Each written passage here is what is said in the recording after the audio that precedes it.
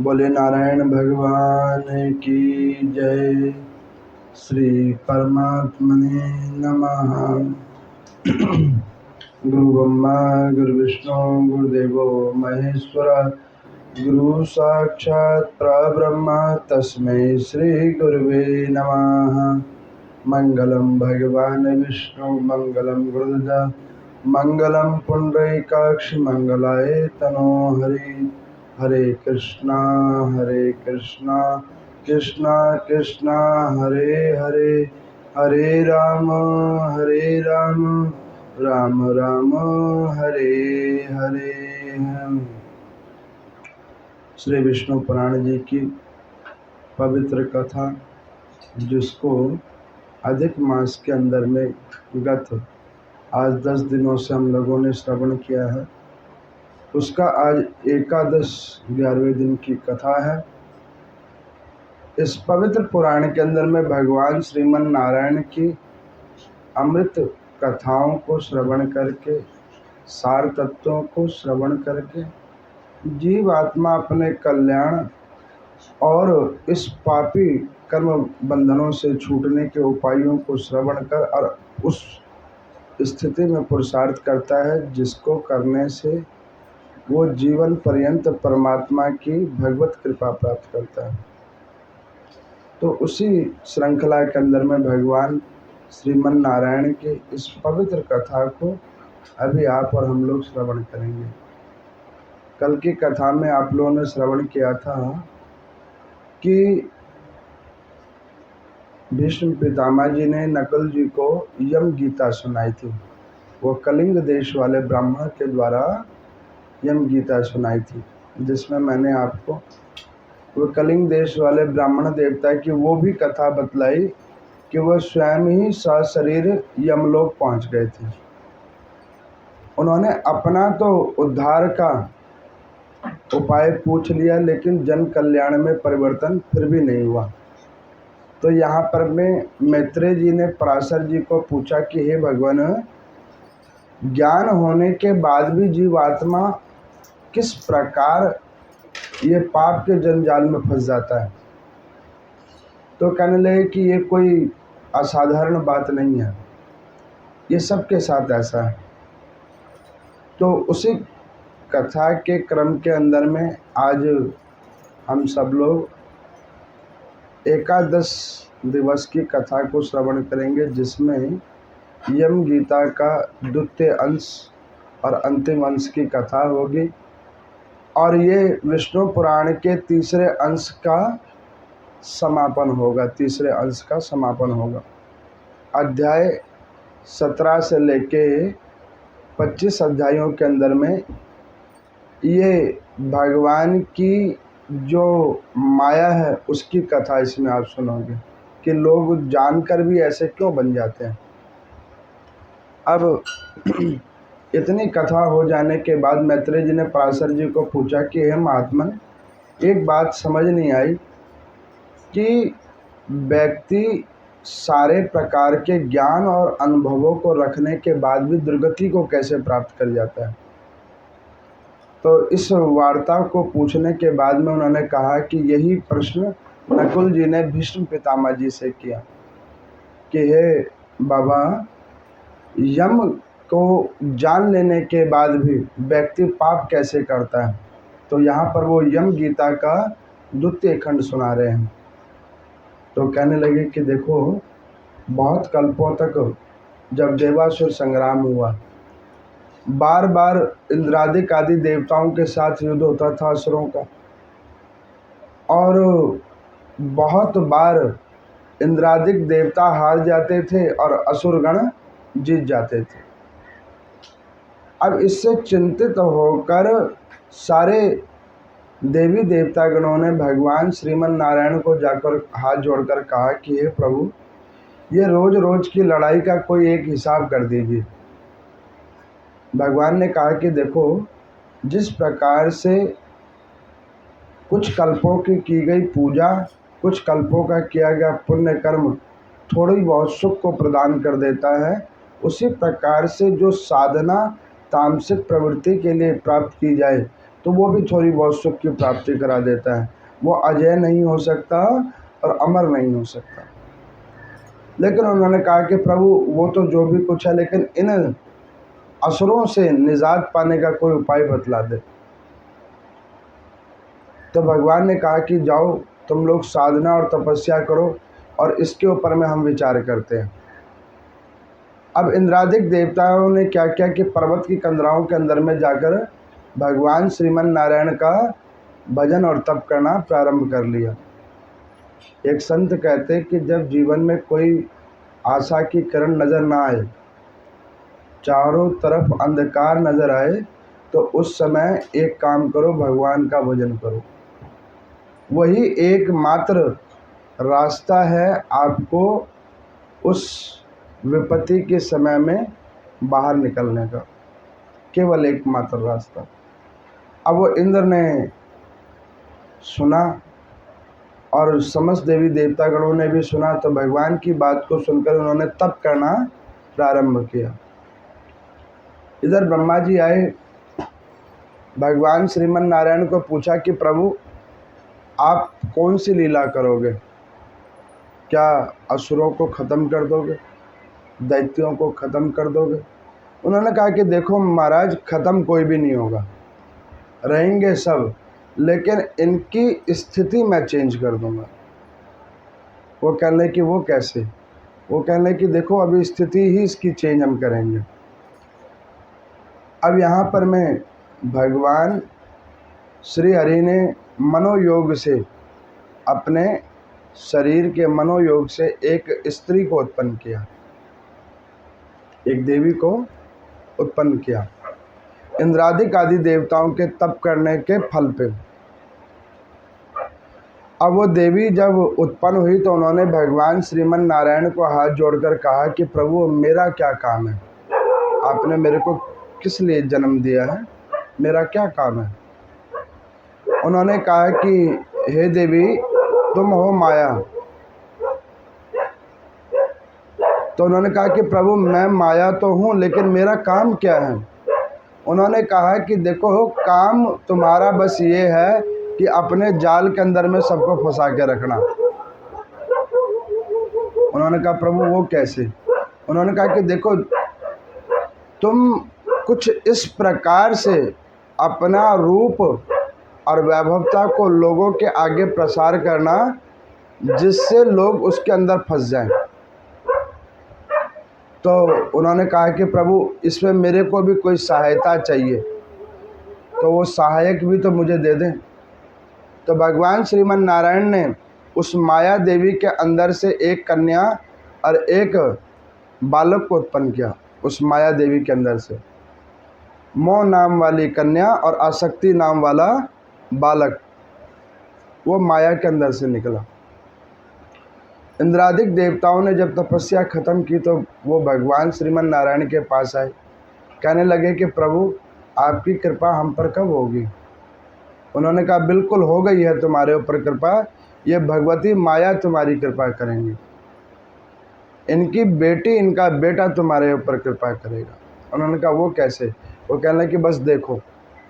अब वो जो दैत्य थे, दानव थे, वो पहले क्या करते थे? लड़ाई तो करते थे लेकिन भगवान का भजन भी बहुत करते थे। जब भी तो ब्रह्मा जी से वरदान प्राप्त कर लेते थे, भगवान शंकर से वरदान प्राप्त करते थे। क्यों? वो भजन करते थे, तपस्या वो भी बड़ी कठिन करते थे, देवताओं से कई गुना ज़्यादा कठिन तप करते थे। मेरे को किसी ने पूछा कि पंडित जी जो तांत्र की पूजा होती है क्या वो वैदिक पूजा के समान होती है? तो मैं आपको बतलाऊं समान नहीं होती, इससे और कठिन होती है, जब भी उसका फल फटाफट मिलता है। लेकिन वहीं पे जब वो सात्विक कर्मों के लिए उसका प्रयोग नहीं होता है, तामसिक कर्मों के लिए उसका प्रयोग होता है, तो वो तंत्र की पूजा निष्फलित हो जाती है, करने वालों के ऊपर उल्टा पड़ जाता है। अब श्रीमन नारायण भगवान ने उस भगवती माया को कहा कि जाओ पृथ्वी लोक के ऊपर में, ये जिधर जिधर ये असुर तप कर रहे हैं उधर अपनी माया को डालो। अब यहाँ पर सूत जी भगवान कहते हैं शौनक आदि ऋषियों को कि वो माया देवी हम सबके ऊपर भी आ जाती है, कैसे आती है मैं आपको बतलाता हूँ। अभी हम कथा सुनने के लिए मंदिर में आए हुए हैं, या कोई किसी भी रूप से इस कथा को सुन रहा होगा। अब उस समय में क्या होगा कि माया देवी का पहला शुरुआत होएगा, पहले चरण में शुरुआत। वो क्या कहेगा, सो जा, जल्दी से सो जा। सुबह जल्दी उठे थे ना, जल्दी से सो जाओ। देखो एसी चल रहा है, ठंडी हवा आ रही है, सो जा। फिर आप कहोगे कि नहीं, मुझे सोना नहीं है, मैंने भगवान की पूजा और ये कथा सुन के जाना है। तो वो कहेगा कि ये तो रोज़ ही होती है, और देखो कई और भी सुनाए जाते, किताब भी तो घर पे होगी, पढ़ लेना, सो जा। अब वो मन जो है माया का, वो कह रहा है कि सो जा। अब वो आदमी कह रहा है कि नहीं, नहीं सोना। अब उसके बाद में फिर जब आप नहीं मानते हो, नहीं सोते हो, आँख खोल के बैठे रहते हो, तब बहुत देर होने के बाद में वो सोचता है कि भाई ये तो काम चला नहीं, ऐसे कुछ और करना पड़ेगा। तो वो दूसरी विचार को उत्पन्न करता है। और ये सारा जो भी कुछ हो रहा है, ये माया का प्रभाव मन से होता है बस। शरीर पे इसका प्रभाव नहीं होता, मन पे प्रभाव करता है। अब उन्होंने मन में आपके आएगा कि ओहो, आज तो फलानी वाली भी नहीं आई है, उसे नींद आ रही होगी या कोई काम आ गया होगा, इसीलिए वो घर ही सो रही होगी, तू भी सो जा। अब उसकी कई बातें मन में चलेगी, कथा सुन रहे हैं लेकिन बातें उसकी चल रही है। फिर उसके बाद हम नहीं मानेंगे कि नहीं, हमने कथा सुननी है, भगवान का पूजा करना है। तब तीसरी बार वो क्या करेगा कि कोई ना कोई ऐसी इमरजेंसी वाली बातें आपको याद दिलानी शुरू कर देगी कि देखो 7 बजे उसको ड्यूटी पे जाना है, उसकी अभी खाना भी तो नहीं बना है, अब वो भी काम होना है, वो भी काम होना है। वो मन आपको कहता रहेगा और आपको देखना है। अब ये कहानी जब आप नहीं मानोगे, जब तीसरी चौथी बार भी समझाने के बाद नहीं मानोगे, तो बाद में वो क्या कहेगा कि अरे भाई, इतने देर से बैठे बैठे तुम्हारे कमर में दर्द हो जाएगा, पाँव में दर्द हो जाएगा, और चाहे दर्द नहीं हो रहा है लेकिन दिमाग कह रहा है दर्द हो रहा है। इसका मतलब माया ने मन के ऊपर में प्रभाव कर रखा है। अब उस चक्कर में व्यक्ति आसक्ति को उत्पन्न करता है, और वो फिर क्या करता है, सद धर्म को छोड़कर अन्यत्र मार्ग में चला जाता है, और फिर वो जो पूजा करता है उसको फल नहीं मिलता। अब वो माया देवी ने क्या किया, असुरों के पास गई, तो उनको देखा तप करते हुए। तो उन्होंने पूछा उसको कि भैया तुम तप कर रहे हो? तो असुरों ने कहा कि तुम कौन हो? उन्होंने कहा कि देखो, मैं एक देवी हूँ जो बहुत कुछ चीज़ों को प्रदान करती है। ऐसी चीज़ों को प्रदान करती हूँ मैं जिसको ले लेने के बाद सुख की अनुभूति होती है। तो उन्होंने कहा कि ऐसा कौन सा सुख तुम देती हो? वो कहते हैं कि हम ऐसा सुख देते हैं जो इंद्र भी नहीं प्राप्त कर सकता। उन्होंने कहा ऐसा क्या देते हो? तो उन्होंने कहा प्रमाद। अब आप देखो, एकदम से आपको नींद आ जाए और आपको कोई कहे कि कैसा फील हो रहा है, तो आप क्या कहोगे? बहुत अच्छा फील हो रहा है। अच्छा चलो, शर्म के मारे ना भी कहो, लेकिन मन में तो ये कह ही रहा होगा कि नहीं, अब अच्छा लग रहा है। ये प्रमाद है। उन्होंने कहा कि तुमको हम वो चीज़ देंगे जो इंद्र भी नहीं प्राप्त कर सकता। और इंद्र कैसे प्राप्त करेगा? वो भगवान का भजन कर रहा है, तो उसे प्रमाद होगा कैसे? तो असुर ने कहा कि थोड़ा सा हमें झलक दिखाओ कि तुम हमें क्या दे सकते हो। तो उन्होंने कहा ये देखो, अभी तुम्हें झलक दिखाते हैं, लेकिन एक चीज़ है, झलक देखने के लिए पलक झपक करनी पड़ेगी, तब जाके झलक दिखेगी। तो उन्होंने कहा वो कैसे? उन्होंने कहा बस तुम्हें बस यही करना है, जो तपस्या कर रहे हो उसको छोड़ो, मेरी तरफ देखो। अब असुर ने कहा, एक असुर उसमें बोला कि भैया ऐसे काम मत करो, गुरुदेव ने कहा था भगवान का भजन करते वक्त नो डिस्टरबेंस, किसी की नहीं सुनना। ये यम गीता की द्वितीय खंड की कथा है, किसी की मत सुनना। रिश्तेदार कहे, नातेदार कहे, सगे संबंधी कहे, मित्र कहे, फ़ोन सुने, जो कुछ कहे, किसी की मत सुनना, केवल भजन करना। तब वो उसने बोला तो उसने कहा नहीं, ये ठीक कह रहा है, गुरुजी ने यही कहा था, ऐसे नहीं करना, पूजा कर रहे हो, पूजा करना। फिर माया देवी ने देखा कि ये तो ऐसे फंस नहीं रहा है। उन्होंने कहा कि पता है तुम्हें, जब शीतल हवा बहती है, शीतल पवन बहती है, और उसमें जब शरीर के अंदर में वो वायु प्रवेश करती है और उसमें जो आराम उत्पन्न होता है, तुमने कभी उसका सुख भोगा है? तो उसमें से एक जो बहुत देर से तपस्या कर रहा था, उसके पाँव में दर्द हो रही थी, तो उसने कहा कि मैंने कभी फील नहीं किया। तो उन्होंने कहा कि एक काम करो, इन सबको छोड़ो, तुम्हें ही हम फील करा देते हैं, तुम अपने अनुभव से नहीं बता देना। अब उन्होंने कहा हाँ ये ठीक है कि भाई एक ये जो साइड में बैठा हुआ है, इसको पहले सुला दो, अगर इसे अच्छा लगेगा तो इसको देख के फिर हम भी विचार करेंगे। और काम यही होता है, एक बार फंसने की देरी है, उसके बाद तो अपने आप सारा काम हो जाता है। कल मेरे को एक श्रद्धालु ने पूछा कि व्यक्ति आसक्तियों से कैसे दूर हो सकता है, तो मैंने उनको बोला कि पहली सीढ़ी पे चढ़ जाओ, बाकी सीढ़ियाँ अपने आप चढ़ जाओगे। वो कहने लगे कौन सी? मैं श्रद्धा में और भक्ति में निष्ठा को जागृत कर लो, बाकी सब कुछ सुलभ हो जाएगा।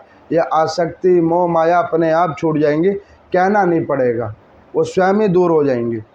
लेकिन पहली सीढ़ी चढ़ना ही बड़ा मुश्किल है, वो पहली सीढ़ी पे ही हम नहीं चढ़ पाते। अब वो माया देवी ने क्या किया, जिसका पाँव दर्द हो रहा था यज्ञ करते करते, उसको बुलाया, इधर आओ। अब वो देवी ने उसको बुलाया। इसका क्या मतलब है, यहाँ पर पराशर जी मैत्रेय जी को कहते हैं, हम जाते हैं आसक्ति के पास, आसक्ति हमारे पास नहीं आती। माया मोह के पास हम पहुँच जाते हैं, वो हमारे पास नहीं आती। मान के चलो, कई घरों में वृद्ध माता पिता अपने बच्चों के प्रति या वस्तु विशेष के प्रति आसक्ति करते हैं, मोह करते हैं कि हाय मेरा ये, हाय मेरा ये, चाहे उनके बच्चों को उनकी ज़रूरत ही ना हो, उसकी ज़रूरत नहीं है, लेकिन मोह जुड़ा हुआ है हमारा, उसका नहीं जुड़ा हुआ है। हम पहुंच गए हैं वहाँ पर, वो नहीं पहुंचा हमारे पास। ये भगवान की कृपा है, भगवान ने ये कर रखा है कि भाई समझ जाओ, तुम्हारी ज़रूरत नहीं है, तुम ज़रूरत बना रहे हो। अब यहाँ पर मैं उस माया के पास वो असुर पहला पहुँच गया। जो असुर पहला पहुँचा तो भगवती माया ने क्या किया कि पहले उसके सर पे हाथ रखा। भगवान कहते हैं कि भगवती आशीर्वाद सर पे ही दिया करती हैं, आशीर्वाद लेने का भी विधान है। एक सीधे सर करके आशीर्वाद लो और एक सर झुका के आशीर्वाद लो, दोनों का अलग अलग प्रभाव है। सीधे सर जो आशीर्वाद मिलता है वो ऐसे मिलता है और सीधे बाहर हो जाता है, और जहाँ झुक कर आशीर्वाद लिया जाता है वो यहाँ से उतरकर हृदय तक पहुँचता है। तो झुक के आशीर्वाद लेना चाहिए। आशीर्वाद और प्रसाद जिसको झुक कर लेने की आदत हो गई है, वही जीवात्मा परमात्मा की कृपा को प्राप्त कर सकता है। अब यहाँ पर मैं उस माया देवी ने क्या किया, उस असुर के सर पे हाथ रखा। अब था तो असुर कभी झुकना सीखा नहीं था, वो कृपा पहुँची और सीधे पाँव में ही पहुँच गई, ऊपर से उतरी और पाँव में, क्योंकि पाँव दुख रहा था। अब जो पाँव पे पहुँची, खड़ा हुआ, इतने देर से पाँव मोड़ के बैठा था, खड़ा हुआ, उसे अच्छा लगा। फिर उन्होंने कहा कि अब तुम्हें कैसा फील हो रहा है? उसने कहा कि पाँव का दर्द कम हो रहा है। अब कैसा फील हो रहा है? कह रहे कि थोड़ा थोड़ा अच्छा फील हो रहा है। तो उन्होंने कहा कि एक काम करो कि यहीं पे सो जाओ, यहाँ पे सो, बस 2 मिनट के लिए, 2 मिनट से तीसरा मिनट नहीं लगाएंगे, बस सो जाओ 2 मिनट के लिए। अब 2 मिनट के लिए वो जो असुर सोया, वो फिर सो ही गया, वो उठा नहीं। अब जो असुर उसके आसपास में बैठे थे, जो तप कर रहे थे, तपस्या कर रहे थे, उन्होंने पूछा कि इसके ऊपर ऐसा क्या हो गया जो ये उठ नहीं रहा है? तो उन्होंने कहा कि माया देवी ने कहा कि इसे परम आनंद की प्राप्ति हो रही है। नहीं है तो पूछ के देख लो, पूछ के देखो।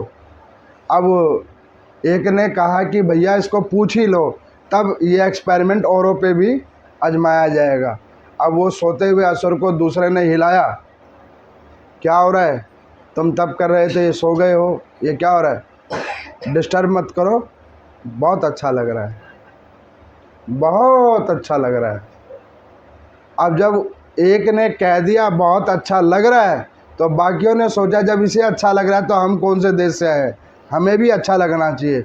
सब ने धीरे धीरे वो यज्ञ मंडप से उठे और उसी किनारे किनारे बैठे। योग माता माया ने क्या किया, पवन को बहलाया, ठंडी ठंडी हवा, सो जा बेटा। अब देवी ने क्या किया, नारायण भगवान की प्रेरणा से सुबह शाम ठंडी हवा बहलानी शुरू कर दी। और लोग पूजा कब करते हैं, सुबह और शाम। भगवान की पूजा लगती कब है, सुबह और शाम की।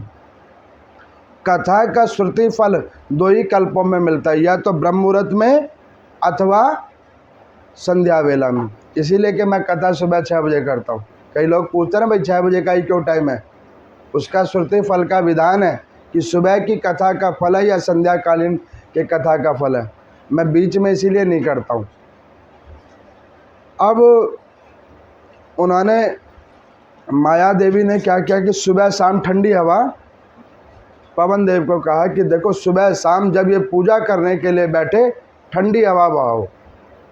जो सबसे पहला काम हमारा शुरू हो जाए कि इसको नींद आनी शुरू हो जाए।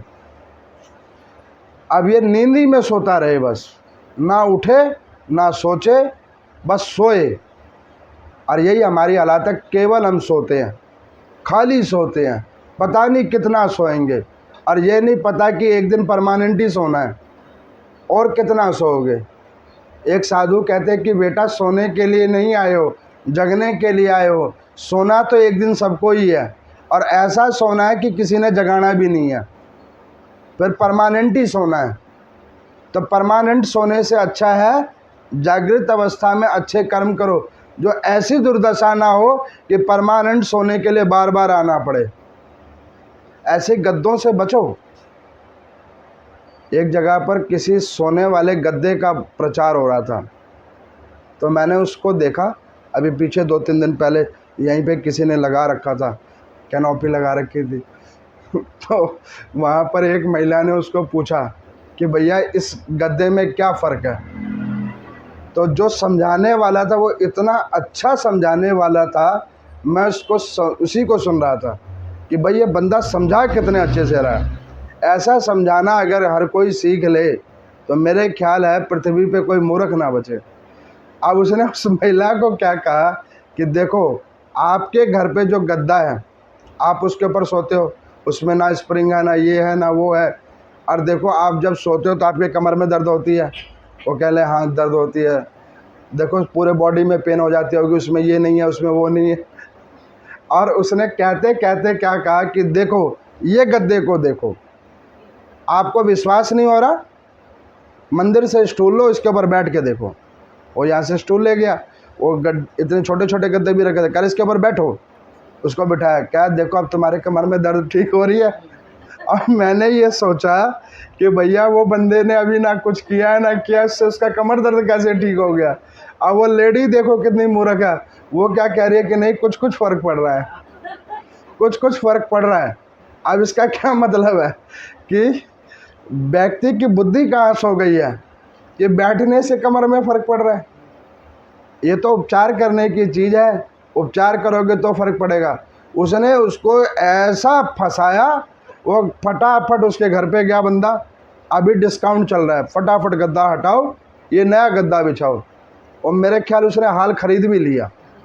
अब आप ये देख लो कि बुद्धि की कैसी आसक्ति हुई पड़ी है, समझ नहीं आ रहा। गद्दा यही उसके घर पे भी है, उसने चैन खोल के भी देखा और बोला भी कि ऐसा ही गद्दा घर पे भी है, लेकिन क्या करे, बुद्धि है नहीं समझ रही है।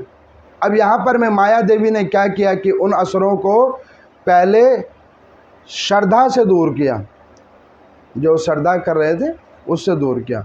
फिर देवी ने सोचा कि एक काम तो हो गया, लेकिन बीच बीच में फिर तो भगवान का भजन कर ही लेता होगा, अब आप एक काम करो, इसको कुछ और भी चीज़ दिखाओ। तो उन्होंने क्या किया कि पूछा कि देखो तुम्हारे घर में कौन कौन है। उन्होंने कहा कि एक बेटी है, एक बेटा है, एक पत्नी है, मम्मी है, पापा है, सब है। तो उनको टाइम क्यों नहीं देते हो? उनको टाइम दो। वो कहने वो कैसे? कहने कि जाओ घर पे जाओ, उनके साथ टाइम स्पेंड करो, बैठो उनके पास, कुछ अपनी कहो, कुछ उनकी सुनो, बैठो। तो उन्होंने कहा कि उनकी हम क्या सुनेंगे और वो हमें क्या कहेंगे, वो तो अच्छा नहीं लगता, इससे अच्छा ये शांत में पूजा पाठ करते हैं, ये ठीक है। उन्होंने कहा नहीं, इसमें कुछ नहीं मिलेगा, उसमें सब कुछ मिलेगा, जाओ। हम लोग क्या करते हैं, टाइम स्पेंड करते हैं फैमिली के साथ। और फैमिली में क्या टाइम स्पेंड होता है? केवल निंदा चुगली। अभी दूसरा तीसरा भाग में इसकी ही कथा मैं सुनाऊंगा। अब उसमें से जिसने पहले पाँव दर्द हुआ था ना, उसने कहा कि भैया देखो ये जो कहती है बिल्कुल सत्य कहती है, थोड़ा सा करके तो देखो। हर बार हम स्वर्ग जीतते हैं और क्या होता है, फिर लड़ाई करते हैं और फिर वो तब कर लेते हैं और उसका फल ना हम भोग पाते ना हमारे बच्चे भोग पाते हैं। अरे ये कर किस लिए रहे हैं? बच्चों के लिए ही तो। अब बच्चों के पास हम टाइम ही नहीं देते, ये लड़ते फिरते ही रहते हैं। ये ठीक कह रही है, चलो घर पे बच्चों के पास बैठो। अब उन्होंने क्या किया, बच्चों के पास में बैठना शुरू किया। पापी लोग पापी ही ज्ञान देंगे। आसक्त में फंसे जीवात्मा आसक्ति की ही बात करेंगे, वो कल्याण की बात नहीं करेंगे। अब उन्होंने क्या किया, घर पे गए तो जनानी ने कहा कि भैया बर्तन बहुत दिनों से नहीं धुले हैं, हाथ दुख गए हैं, कभी कभी कुछ हेल्प भी तो कर लिया करो। बेटे ने कहा पापा पूरे दिन घर में रहते, कुछ तो करो। अब वो उस चक्कर में वो फंस गया सुर, घर के चक्करों में, जो आज आप और हम सब फंसे हुए हैं उसी घरों के चक्कर में। पापा ने कहा है ये करना है, बेटे ने कहा है ये करना है, मुझे ये करना है, उसने ये करना है, बस करना कुछ नहीं है, बस दिमाग ने सब कुछ करना है। अब यहाँ पर मैं वो व्यक्ति फंसता गया। देवी ने देखा कि इसका भी प्रभाव इसके ऊपर पड़ रहा है। अभी पूजा से हट रहा है, लेकिन अभी भी थोड़ी थोड़ी देर पे भगवान का भजन सुन लेता है, कीर्तन कर लेता है। कहीं किसी ने बोल दिया तो सात्विक विचार उत्पन्न हो जाते हैं, तो ये कभी कभी कोई कथा वथा भी पढ़ लेता है, सुन लेता है, फ़ोन टीवी पे देख लेता है। अब इसको ये भी छुड़ाओ। तो उन्होंने कहा वो कैसे छुड़ाना है? तो उन्होंने क्या किया, देवी ने कहा कि देखो इसके बाद एक और परम आनंद की चीज़ है। उन्होंने कहा क्या? तो उन्होंने कहा रसास्वादन। रसास्वादन कहने वो क्या होता है? क्योंकि असुर तो पकवान खाते नहीं थे, जीव हिंसा करते थे, जो मिला उसको ऐसे ही खा लिया, बगैर कुछ पकाए फुके, जो मिला उसको खा लिया। उन्होंने कहा ये क्या खा रहे हो, ये कोई खाने की चीज़ है? अच्छा खाना खाओ, टेस्टी। खाने के लिए नहीं आए हो, ये शरीर खाने के लिए नहीं मिला है। इस शरीर में भोजन का उतना ही कर्म है कि इसको वो सुरक्षित रखे, ना कि इसको उसके पीछे तबाह कर दे, उसके लिए नहीं आए हैं। अब वो रसास्वादन को उत्पन्न किया। अब उन्होंने खाना खाने, परिवार के साथ रहने, इसी में ही अपना पूरा ध्यान लगा लिया। फिर उनकी ये दशा हुई कि सावन का महीना है तो शंकर भगवान की पूजा हो, पूरे महीने में सोमवार हो, फिर सोमवार में भी कभी भूल ही गए, फिर उसके बाद कभी ऐसा भी हुआ कि कई बार ही चले गए, वो भी छूट गया। अब ऐसा छूटा कि भगवत प्रीति उनकी ख़त्म हो गई। जिस दिन भगवत प्रीति उनकी ख़त्म हो, उनकी सारी शक्तियाँ ख़त्म हो गई। भगवान नारायण ने कहा कि इंद्र अब तुम विजयी रहोगे। उन्होंने कहा प्रभु कैसे? उन्होंने कहा देखो इनकी भगवत प्रीति खत्म हो गई, शक्ति खत्म हो गई, अब ये किसी काम के नहीं है, ये खोखले बांस हैं, ये सिर्फ अब बजने लायक हैं। अब तुम घबराओ मत, ये कभी तुम्हारे ऊपर आकर बैठ नहीं सकते। अब इंद्रादिक देवता जाके स्वर्ग में बैठ गए, क्योंकि उनका घर तो स्वर्ग था और असुरों का घर वो नीचे माया देवी ने सेट कर दिया था। अब उसी के अंदर में वो फंसे हुए हैं। उन्हें स्वर्ग ही भूल गया कि हम किस लिए आए थे और क्या बन रहे हैं। और स्वर्ग भूला नहीं, इंद्र ने सोचा काम बन गया। अब वो जब काम बन गया तो बहुत समय के बाद गुरुजी आए। उन्होंने पूछा, रे मूर्खो, तुमको मैंने कहा था वन में जाके तप करना, इंद्र की गद्दी पे बैठना, स्वर्ग के ऊपर में आसन जमाना, तुम ये क्या कर रहे हो? उन्होंने कहा, गुरुजी आपने जो ज्ञान दिया वो किसी काम का नहीं है। वो एक लेडी ने जो ज्ञान दिया वो बहुत काम का है। आपके पीछे हमें मिला क्या? केवल लड़ाई, पूरे समय घर से बाहर, और इसके अलावा हमें क्या मिला? तो गुरुजी ने कहा, बाहर जो रहते थे और लड़ाई में जो मरते थे तो भगवान के ही हाथों मरते थे, मुक्ति तो मिलती थी। इधर कौन सी मुक्ति मिल रही है? उन्होंने कहा कि यही तो परम मुक्ति है। घर का आनंद, इससे बड़ा कोई आनंद नहीं है। अब जब गुरुजी ने सारी बातें सुनी शुक्राचार्य ने, उन्होंने कहा, तथास्तु, तुम ऊपर बैठने लायक भी नहीं हो, जाओ ऐसे ही मूर्ख की तरह घूमते रहना। गुरुजी कह के चले गए। अब यहाँ पर यम गीता का ये दूसरे खंड खत्म होने पर पराशर जी ने मैत्रेय जी को कहा कि भगवान ने माया को इसलिए जना और उसको इस कर्मों के लिए नीचे भेजा पृथ्वी लोक पर। तो उन्होंने कहा कि इसका प्रभाव और किसके ऊपर पड़ा? तो यहाँ पर विष्णु पुराण के ये अंतिम अंश की कथा है, तीसरे अंश की। वो कहने लगे कि इसी सतयुग के अंदर में एक सतधनु नाम के महाराज थे, जिनका नाम ही था सतधनु, सत्यवादी प्रतापी महाराज थे। उनकी सेव्या नाम वाली पत्नी थी, जो बड़ी सती साध्वी और पतिव्रता नारी थी। दोनों केवल भगवान का भजन करते, केवल भगवान का भजन करते। एक दिन कार्तिक मास की पूर्णमासी तिथि पे गंगा स्नान करके आ रहे थे, तो पाप कर्म ने उनको घेरा। कैसे घेरा? पाप हमें कैसे घेरता है और पुण्य कैसे घेरता है? कोई अलग से कोई असुर नहीं आता, कोई देवी या देवता नहीं आते, आदमी ही पाप और पुण्य को घेर लेता है। अब उस महाराज का एक बहुत पुराना मित्र मिल गया। वो एक नंबर का कुसंगी था, पापी था, और जितने भी कुकर्म थे वो सारे करता था। उन्होंने कहा कि अरे मित्र, इतने दिनों से तू कहाँ था? मैंने तेरा इतना खोज किया तो मुझे मिला नहीं। ये कौन है नारी? उन्होंने कहा, ये तुम्हारी भाभी है। तो उन्होंने कहा, भाभी है? तो हाथ जोड़ के प्रणाम किया। उनकी पत्नी बड़ी धार्मिक प्रवृत्ति की थी। उन्होंने देख लिया कि बंदे के स्वभाव ठीक नहीं है, तो उन्होंने उसको नहीं देखा, सूर्य नारायण को नमस्कार करके उस स्थान से वो अपने स्थान पर आ गई। अब उसने राजा को पकड़ लिया, राजा को कहा कि अरे यार, तू ये क्या कर रहा है?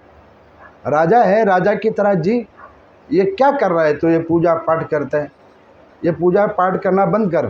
राजा है, राजा की तरह जी। राजा का पहला काम है शासन करना, और शासन कैसे होता है तुझे पता है? आ चल, मैं तुझे सिखाता हूँ। अब उसने ऐसे मोह प्रपंचों की वार्ताओं को उसने सिखाया, सारे अपने अंदर के कुसंग उसके अंदर में डाल दिए। महारानी कई बार समझाती गई, प्रभाव नहीं पड़ा। अब वही दोस्त उस राज्य का मालिक बन गया। कैसे बन गया? उसने सोते हुए महाराज के ऊपर आक्रमण किया, और महाराज सोते ही रह गए, फिर वो जग नहीं पाए। तो पति के मृत्यु होने की खबर सुनकर वो सेव्या नाम वाली महारानी ने अपने शरीर का सती किया, उनके शव के साथ स्वयं सती हो गई। दोनों का जन्म हुआ। अब काशीपुरी नगरी के अंदर में काशी नरेश के यहाँ पर उनकी पत्नी पुत्री बन के आई, क्योंकि उन्होंने सदैव कर्मनिष्ठ होकर भगवान की पूजा की थी, तो उसका उत्तम कुल में जन्म हुआ। पुनः वो राजकुमारी बनी, लेकिन पतिदेव कुत्ते बन गए, कुत्ते बन गए। उन्होंने पाप कर्म किया, आसक्तियों को ग्रहण किया। ये तीसरे अंश की कथा है। अब वो कुत्ते बन गए। अब पता लगा कि मेरा पति कुत्ता बन गया, अब इसको छुड़ाना है। कैसे छुड़ाएं? तो उन्होंने अपनी पुरानी मनोस्मृतियों को एकत्रित किया, और उसके बाद ढूंढा वो कुत्ता किधर है, तो मिल गया, वो कुत्ता है। अब वो महाराज के पास में वो गई, राजकुमारी रूप में वो कन्या उनकी, जो उनकी पत्नी थी वो गई, उन्होंने कहा कि महाराज आप कुत्ते नहीं हो, आप ऐसे सतधनु नाम वाले महात्मा महाराज थे, ये आपने अपनी कैसी दुर्दशा कर ली। मैंने आपको कई बार मना किया, आप नहीं माने, और वो आपके मित्र ने कुसंग कर करके आपकी ये दुर्गति कर दी। हमने ये कथा कई बार सुनाई है, एक बार नहीं सुनाई है, 10-12 साल से तो मैं ही सुना रहा हूँ। हम नहीं मान रहे हैं, नहीं मान रहे हैं, और उसका परिणाम क्या हो रहा है? दुर्गति पे दुर्गति, और कुछ नहीं हो रहा, केवल दुर्गति हुई जा रही है। अब यहाँ पर मैं रानी की बात को सुना, महाराज को अंदर में ग्लानि हुआ कि ये तो ठीक कह रही है, मैं कहाँ राजा था, ये कुत्ता कहाँ से बन गया। फटाफट गया, अग्नि के अंदर में कूद गए, शरीर का त्याग किया। लेकिन पाप कर्म का रिजल्ट हाल नहीं मिल जाया करता है, भोगना पड़ता है कई योनियों में, कई प्रकार से। अब वो महात्मा जी कहते हैं कि देखो, एक किया गया कर्म कई प्रकार से भोगना पड़ता है, कई प्रकार से। अब वो महाराज की कुत्ते की योनि छूटी, श्रृंगाल की योनि में आए। श्रृंगाल समझते हैं? नहीं समझते। हिरण, हिरण को संस्कृत में श्रृंगाल भी कई जगह पे कहते हैं। फिर वो राजकुमारी ने ढूंढा, अब ये किधर चला गया, देखा हिरण बन गया, याद दिलाया तो नदी के अंदर कूद के शरीर को विसर्जित किया। फिर उसने बिल्ली का रूप बनाया, फिर ढूंढा, फिर उसको पता लगा, शरीर त्यागा, गधे की योनि में आया, फिर ढूंढा, फिर समझ में आया। अब यहाँ पर पराशर जी ने मैत्रेय जी को पूछा कि भाई ये रानी भी बड़ी कमाल की है, और वो राजा तो चलो जो है सो है ही, और रानी को कौन से पागल कुत्ते ने काट लिया जो बार बार उसी को ढूंढ रही है। तो उन्होंने कहा कि नहीं नहीं, उसको किसी ने नहीं कुछ किया है, उसका एक संबंध जुड़ा हुआ है उस जीवात्मा से। आप देखते हो ना, कई व्यक्तियों की प्रीति होती है किसी व्यक्ति के साथ, क्यों होती है प्रीति? उसका कारण है, कारण यह है कि उसका उसके साथ कोई संबंध है, वो उसको बुला रहा है। आप देखो, आप सब लोगों, आपकी सबसे प्रीति नहीं हो सकती है, आदमी से नहीं हो सकती तो पशु से कौन करेगा? जब किसी का किसी से कोई संबंध है तो उसी अनुसार